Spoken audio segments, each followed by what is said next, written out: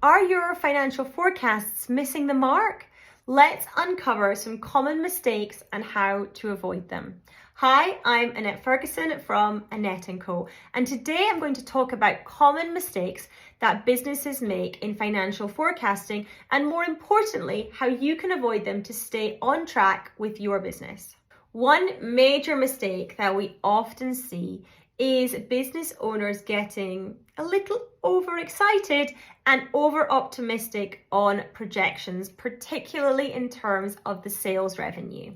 It's easy to let hope and excitement cloud your judgment, but unrealistic expectations just lead to cash flow problems. There's no point in being overexcited on paper when the actual outcome can never actually be delivered. For example, projecting a 50% increase in sales without any real concrete plan or historical data to back it up can lead to serious financial issues. Another mistake that can happen is neglecting external factors.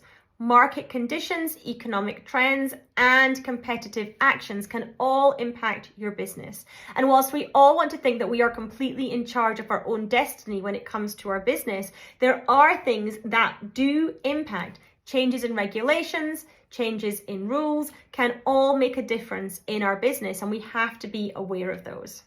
Lastly, another big mistake is not keeping forecasts updated regularly. Your financial forecast should be dynamic, not static. Setting a forecast at the beginning of the year and then forgetting about it is, quite frankly, just a complete waste of time, and you should not even bother doing it.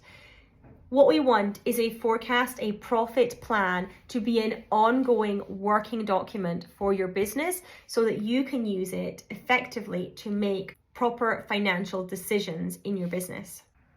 So to recap, avoiding over-optimistic projections, considering external factors, and updating your forecast regularly are all key to ensuring the accuracy and reliability of your forecasting. If this is an area that interests you, please do make sure that you give me a follow. You can check out our blog post, which is located somewhere around this video. And for more personalized support, please do reach out.